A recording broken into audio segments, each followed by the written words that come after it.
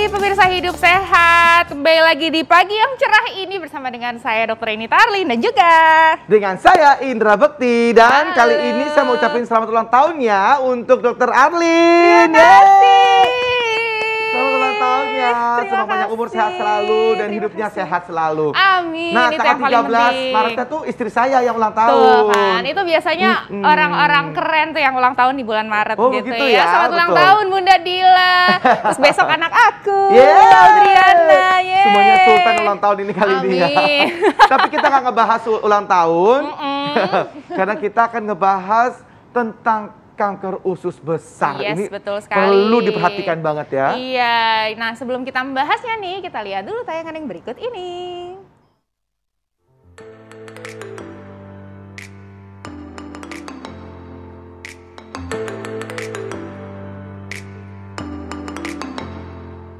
Peran makanan yang masuk ke dalam tubuh kita tak semata-mata hanya memberikan nutrisi pada tubuh, namun turut berkontribusi akan adanya masalah pada organ pencernaan.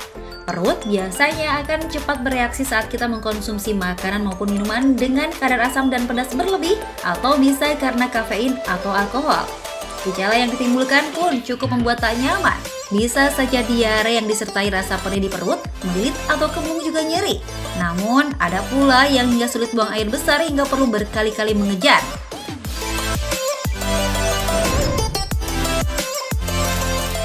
Pemirsa, gejala tadi umumnya ditujukan pada masalah asam lambung, GERD, atau nyeri perut lainnya.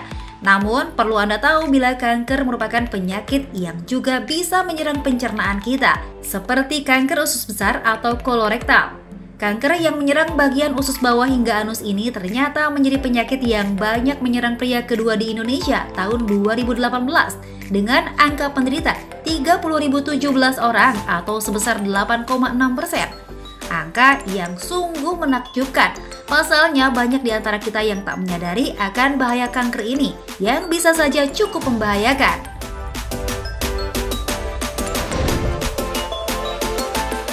Kanker kita kenal sebagai penyakit mematikan, namun bagaimana dengan kanker usus besar?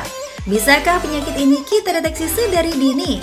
Bagaimana gejalanya dan seperti apa penanganannya? Hidup Sehat akan mengupas,nya untuk Anda sesaat lagi.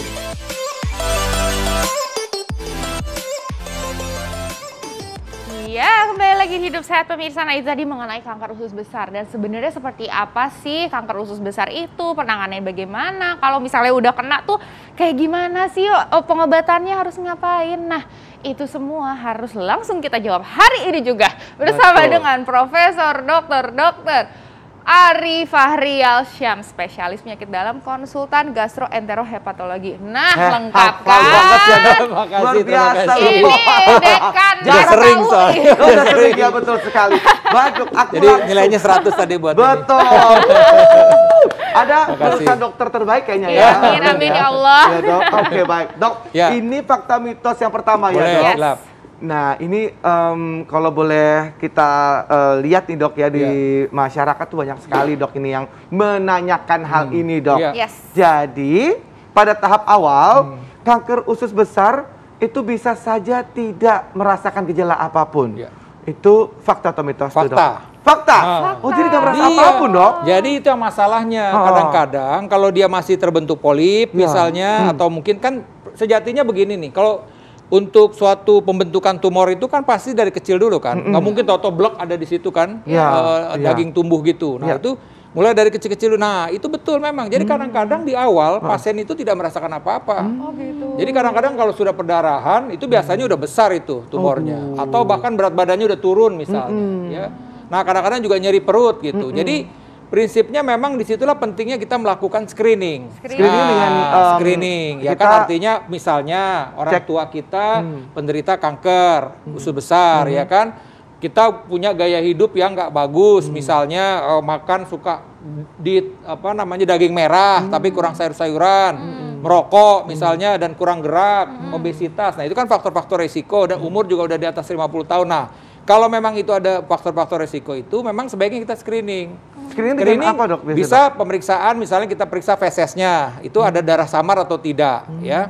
Nah, kalau memang nanti ada darah samar, kita telusuri lagi dengan teropong. Bahkan ada juga pasien, Dok, saya karena orang tua saya positif, kemudian juga riwayat kanker usus besar, saya mau teropong aja, bisa aja kita kerjakan. Kalau memang risikonya itu kuat juga gitu buat pasien itu. Tapi kalau untuk screening awal kita bisa lakukan pemeriksaan feses. Nanti dari pemeriksaan feses ada darah samar gitu.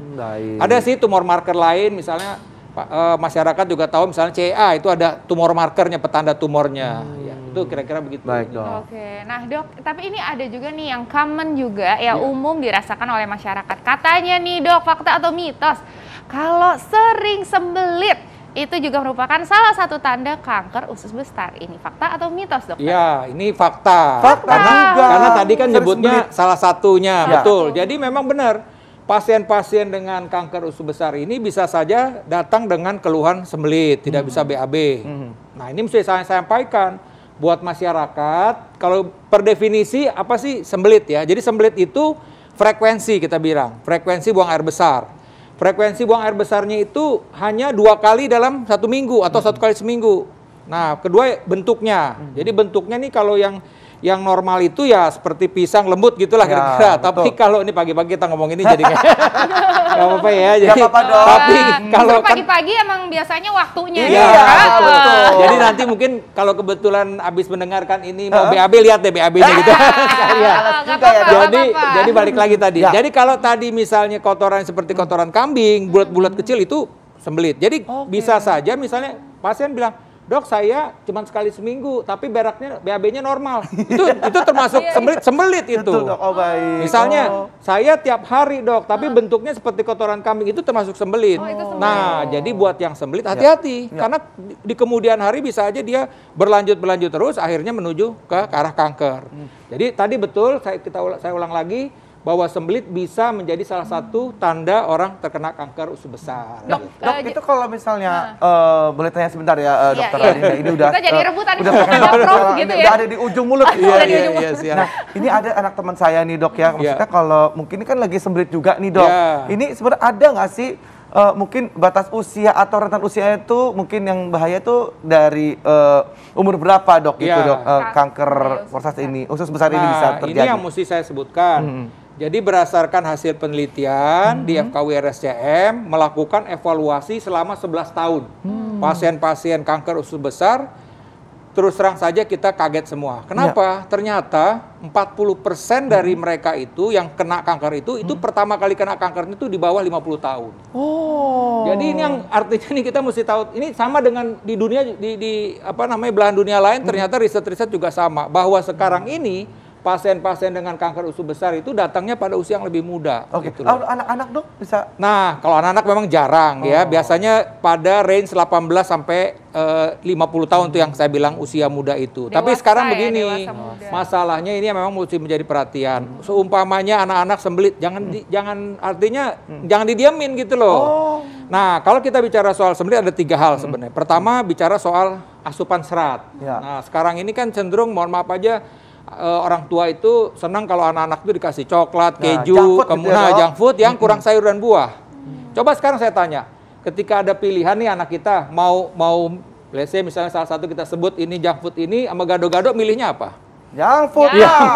Milih gado-gado Iya, Di benar. atau kredok ada gitu loh. burger sama gado-gado, Iya. burger lah. Ada kredok. Nah, Lebih seru jadi ya. ini yang kita mesti perhatikan. Tolong perhatikan deh. Dari sekarang ini, anak-anak Anda ini tolong asupan seratnya. Sayur buahnya harus ditingkatkan. Kemudian yang kedua, minum air.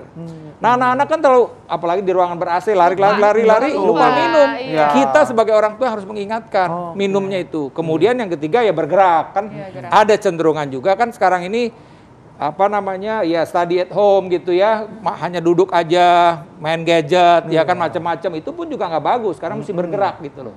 Jadi ini yang 3 hal tadi, asupan serat, minum yang cukup dan bergerak gitu. Nah, itu dia. Oke, nah Dok, tapi ini mengenai sembelit ini pasti masyarakat jadi penasaran nih ya. Ini sebenarnya BAB yang nggak apa-apa ya, kita ngomongin BAB ya pemirsa.